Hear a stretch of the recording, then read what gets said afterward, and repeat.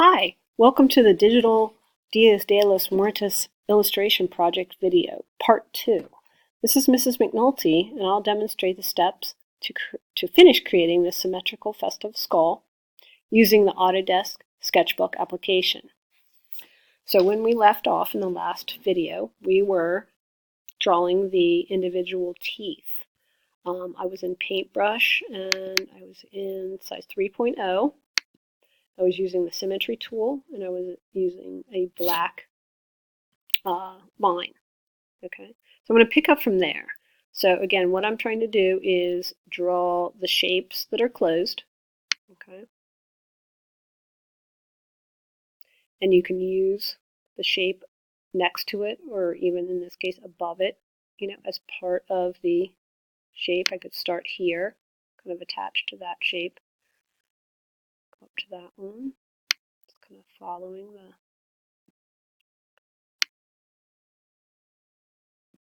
I'd rather see you go over the line a little bit than not make a closed shape.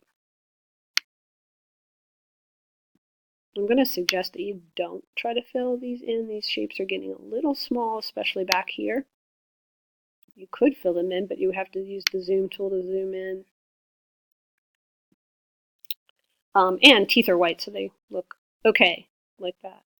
All right, anytime you want to undo something that you've done, also remember you can use the back arrow there. Okay. I want to talk about how to save your file before we go any further, because I don't want you to get too far in and then have to stop and not have time to save, okay, and lose your work. So what I'm going to have you do is go to File and do File Save As. Okay. Now this popped up already named for me, but say that was not there. Okay. What I'd like you to save it as digital. You don't have to put a space in between. You just leave it next to each other. Digital skull underscore your last name, your first name underscore, and then the tech guys have told me that that's a good trick to use, the underscore or the hyphen, as opposed to just leaving a space. It's not as professional to leave the space. Then I would like you to put 7 or your grade dash, and then your period or the section. We'll just call this 02. Okay. Now say if this save window pops up for you and it's only this big, if you hit this downward arrow, it really opens it up and you can see where you are. So if you're not sure where you want to save it, you can start back here at your Google Drive, go to My Drive, find our folder. You won't see everybody's name, but I can see that. Find my name. And when you're saving something and it's not complete and you know that you want to go back and work on it, you save it as a TIFF file format. That preserves those layers so that you can go back and work on it. Okay, I'm going to hit save. Now each time you do a little more work, you could do just file save and save over your current file, or you could do another file save as. If you do that, you could also come up here and name it then something like version 2, okay, or version 3, whatever you'd like, and then you'd have each one of those, versions saved. You could kind of see your progress as you developed. You don't have to. You can just do file save and save on top of what is already there. When you are complete, though, I want you to do file save or file save as a TIFF. You could even put, final or finished in the name of it. Save it as a TIFF, and then go back and do a file save as and save it as a JPEG. That's going to be a format that's easier for you to print. Say a printer knows or recognizes the JPEG format a little easier than the TIFF. Okay, so I want you to have a version that you can print when you want to. But for now, I'm still working, so I'm going to save it as a TIFF. It's just really my first version of this. So I'll hit save. I'm making sure that I'm in the right folder so I can find it again. And hit save. Okay. Now, is when I would like you to use your sketch that you did for your designs. We don't really need the background reference photo anymore. I'll get my artwork back in place. Okay. So you could even turn that off by toggling this little eye icon. Okay. Or you can leave it there, whatever you prefer. But you don't really need it anymore. It's just for the outline, the eyes, the nose, and the teeth. Okay. What you are going to still be using, though, is the symmetry tool. So you need that. So now you can start thinking about any kind of design you wanted to put on your sketch. Hopefully you did a sketch just to get your ideas going. Looked at a few examples. So I'm just going to kind of make some shapes up as we go here.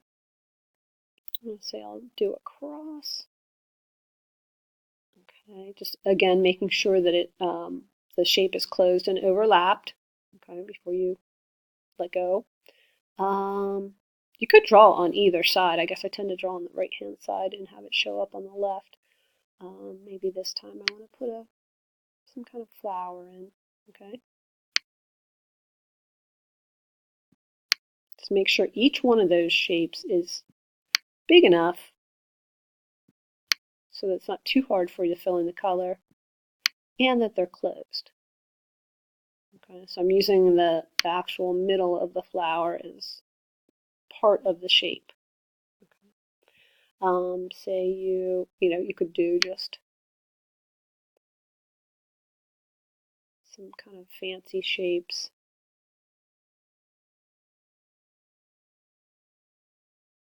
It doesn't always have to be a symbol. It can just be patterned shapes filling in just to make sure they're closed. And keep saying that. Maybe you want to do some kind of leaf shape. Additional leaves for your flowers.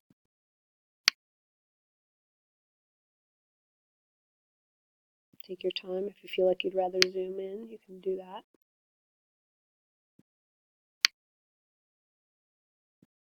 Okay.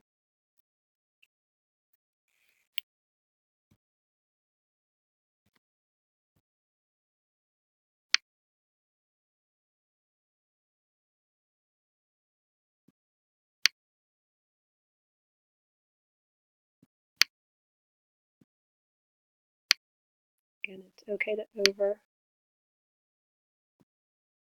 rather have you go over than go under, or not close the shape.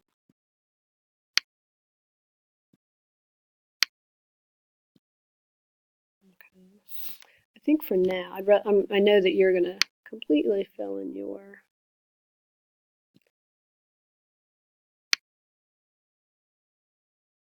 shape or your skull. I'm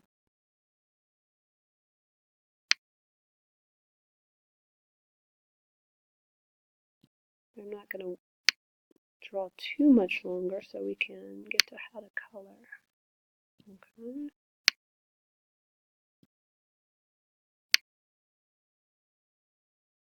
Okay.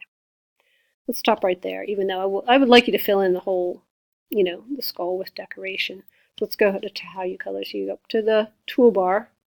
Again, if you don't have that in your view, go to Window, Toolbar, so you can see it. We're going to be concerned with the Flood Fill tool. All right. Now's where you can go over to your library. You could select maybe a warm, say I'm going to do all warm colors, all cool colors, complementary colors, analogous colors, colors that are next to each other on the color wheel. So kind of think about a scheme that you might want to have. You could even do monochromatic, all one color, and just use the colors that you see. If you want to just use all these green colors, or just the green and the light blue, or aqua blue. You could also do, purple and yellow colors, or a mix of three. Okay. Have some scheme in mind, though. I think that is a nice way to approach it. Okay, so many choices there. So when you're going to get ready to color, you're going to pick your color that you like to start with. Click on it. You can tell which one's selected by looking down here on in that Copic Library window. Okay, hover over the shape that you want to fill in, being the flood fill tool. This is not going to, you can't use the same tool at once, so you're going to have to say, if I want to fill in the middle of the flower, do the same on both sides, is what I'm trying to say. Maybe use a few colors. I think the key is to get that little crosshair right in the middle of the shape that you want to color in. Okay.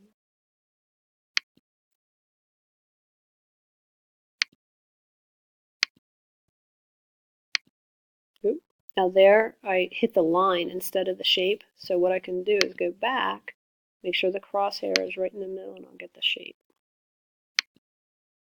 Okay, so that's why it's good to draw each individual shape so that they're separate entities, not all connected. Okay, I think I'm going to go with some pinks this time. Let's see what that color looks like. Oh, that's pretty. Sometimes it's good to, use that same color in different locations.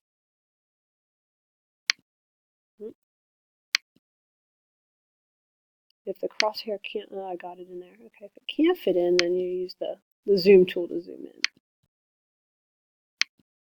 That's good. Maybe a little brighter pink. Oops. I didn't want to fill in the whole background. There we go.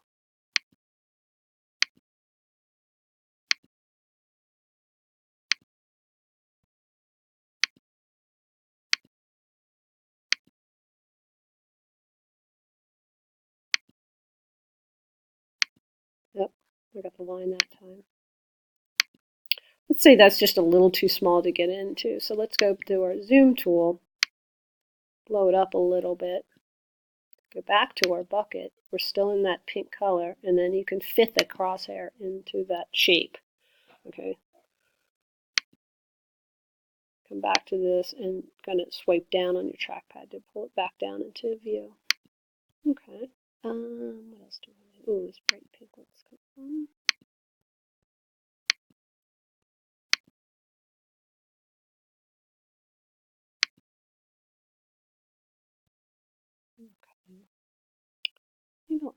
Let's go to the purples.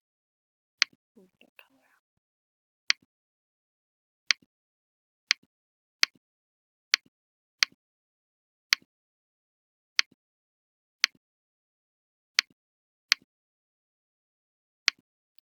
So yeah, just be extra careful when you're getting, to colors that or shapes that have a really small. Ooh.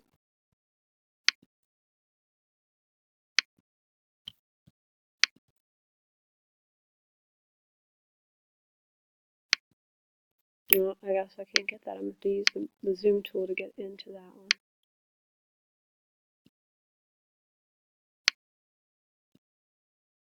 Oh, I see what the problem is. It's not closed. Okay. So then we'll have to go back to our paintbrush.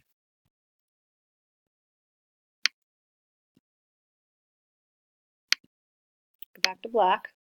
See right there, it's not quite closed, so all the colors spilling through. All right, so I'm going to come back here. I'm in black. I'm in the paintbrush. Oop, I need to be in symmetry. I want to go both sides and just sort of connect that. All right, and see it closed on that side too. Go back to our purple and see if I got it. Yep. Okay, that was actually a good example. Come back to the magnifying, come back to where we can see everything.